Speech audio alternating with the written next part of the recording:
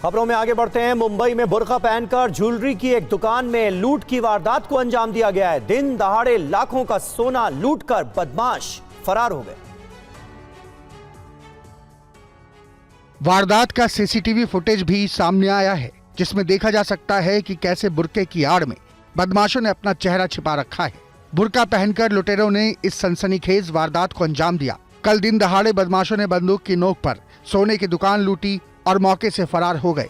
CCTV में देखा जा सकता है कि 3 लुटेरे बुर्का पहनकर दुकान के अंदर दाखिल हुए, जिससे शुरुआत में किसी को शक नहीं हुआ। अंदर घुसते ही उन्होंने हथियार दिखाकर दुकानदार और कर्मचारियों को धमकाया और काउंटर में रखा सोना लूट लिया। इस दौरान उनका एक साथी बाहर खड़ा होकर निगरानी करता रहा, ताकि किसी को भनक लगते ही वो तुरंत भाग सके। घटना की सूचना मिलते ही पुलिस मौके पर पहुंची और इलाके की नाकेबंदी कर जांच शुरू की। आसपास लगे सीसीटीवी कैमरों की फुटेज भी खंगाली जा रही है, ताकि आरोपियों की पहचान हो सके। अभी घटनास्थल में जोन 2 के लगभग डीबी के 4 टीम, क्राइम ब्रांच के 4 से 5 टीम है। उसमें डॉग स्क्वाड है, फिंगरप्रिंट है, सभी technical expert.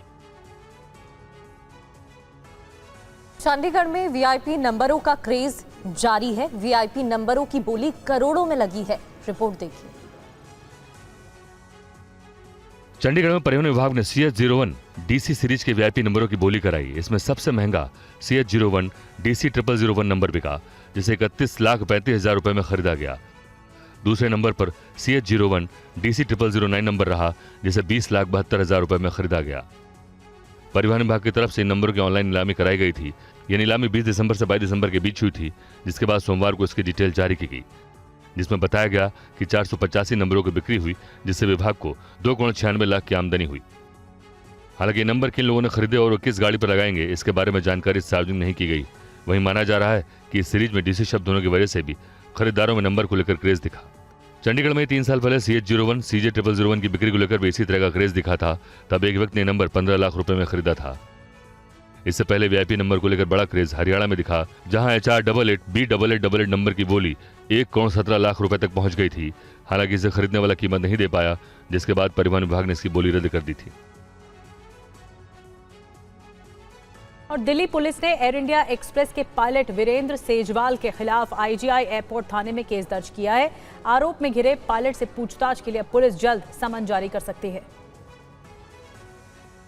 Pilot Virendra Sejwal पर यात्री से मारपीट विवाद में केस दर्ज किया गया है। यात्री अंकित दीवान ने कल पायलट के खिलाफ शिकायत दर्ज कराई थी। दीवान ने आरोप लगाया कि टर्मिनल 1 के सुरक्षा क्षेत्र के पास एयर इंडिया एक्सप्रेस के कैप्टन वीरेंद्र सेजवाल ने उन पर हमला किया था, जिसमें उन्हें चोट आई। ये घटना शुक्रवार की है, जब IGI एयरपोर्ट के टर्मिनल 1 पर off duty pilot Virendra Sejwal ने मारपीट की थी। इस झड़प के दौरान उनकी 7 वर्षीय बेटी भी साथ थी। यात्री अंकित दीवान ने कहा कि मारपीट के बाद उनकी बेटी सदमे में आ गई। अंकित दीवान ने इस घटना का वीडियो सोशल मीडिया पर शेयर किया था। इसके बाद उड्डयन मंत्रालय ने पूरे मामले की जांच के आदेश दिए थे। एयर एक्सप्रेस ने पायलट को सस्पेंड कर दिया था।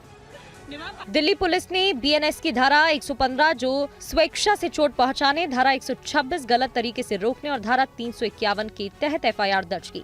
इससे पहले दिल्ली पुलिस ने कहा था कि इस मामले में कोई औपचारिक शिकायत प्राप्त नहीं हुई थी और उन्हें कथित घटना के बारे में सोशल मीडिया पोस्ट के बाद ही पता चला था।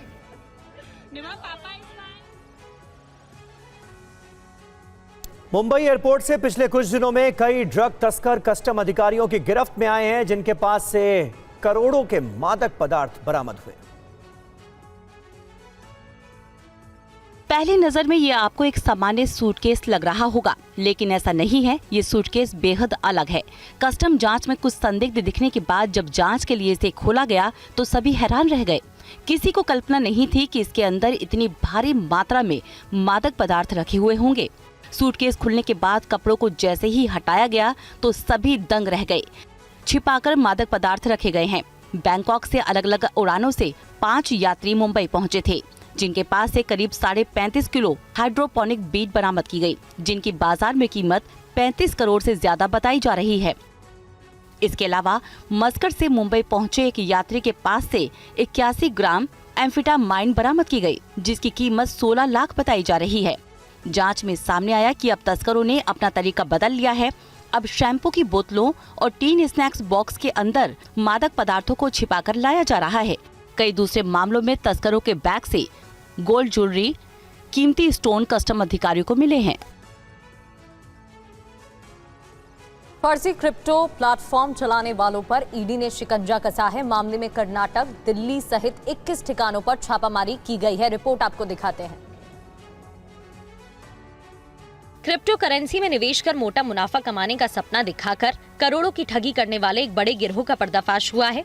ईडी के बेंगलुरु जोनल ऑफिस पीएमएलए कानून के तहत कर्नाटक, महाराष्ट्र और दिल्ली में एक साथ 21 ठिकानों पर रेड की, जिससे फर्जीवाड़े के बड़े खेल का पता चला। अभियुक्तों ने ऐसी फर्जी वेबसाइट तैयार की जो देखने में असली निवेश प्लेटफॉर्म जैसी लगती थी और बड़े मुनाफे का वादा करती थी। बिना इजाजत मशहूर हस्तियों की तस्वीरें प्रचार में लगा दी गई, जिससे लोगों को फंसाया जा सके। शुरुआत में MLM की तर्ज पर कुछ निवेशकों को थोड़े पैसे देकर भरोसा जीता गया। फेसबुक, इंस्टाग्राम, व्हाट्सएप, टेलीग्राम जैसे प्लेटफॉर्म पर मार्केटिंग कर फ्रॉड का दायरा बढ़ाया गया। पैसा एकत्रित करने और छिपाने के लिए क्रिप्टो वॉलेट, विदेशी बैंक खाते और कंपनियां बनाई गई। हवाला और P2P क्रिप्टो ट्रांसफर से पैसा भारत लाया गया।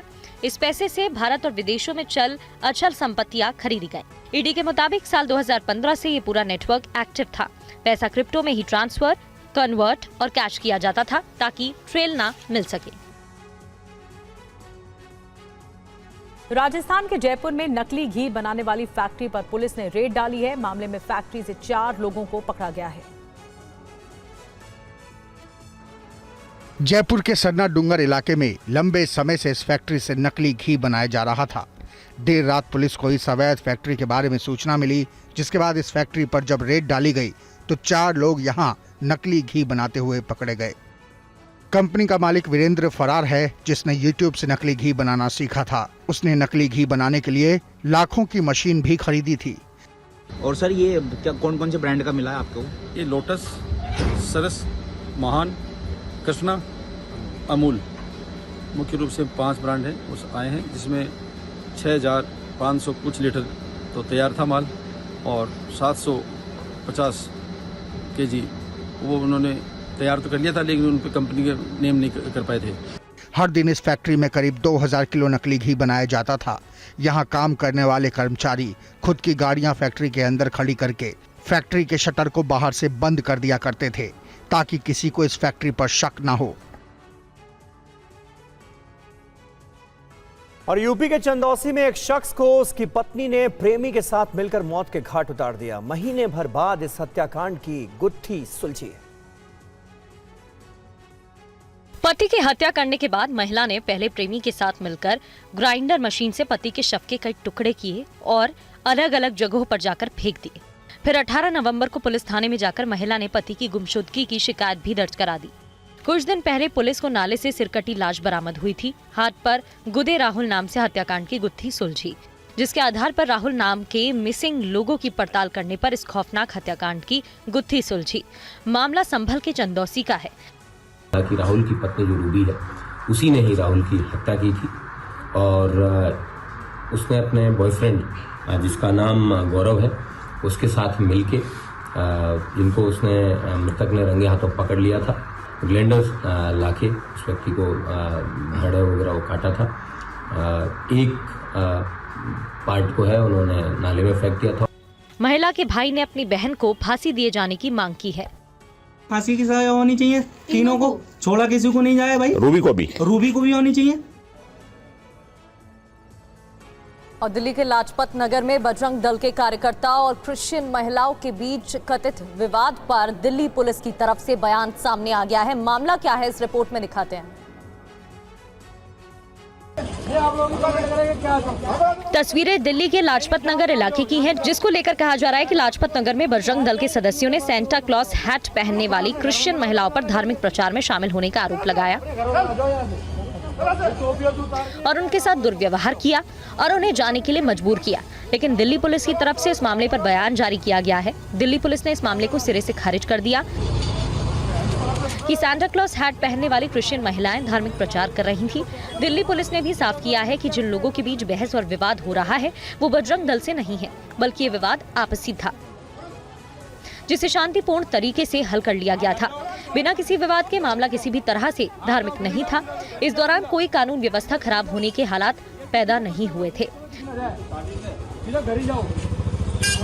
साथ ही दिल्ली पुलिस की तरफ से अपील की गई है कि लोग किसी भी तरह के अफवाह पर ध्यान न दें और गलत खबरें प्रचारित न करें।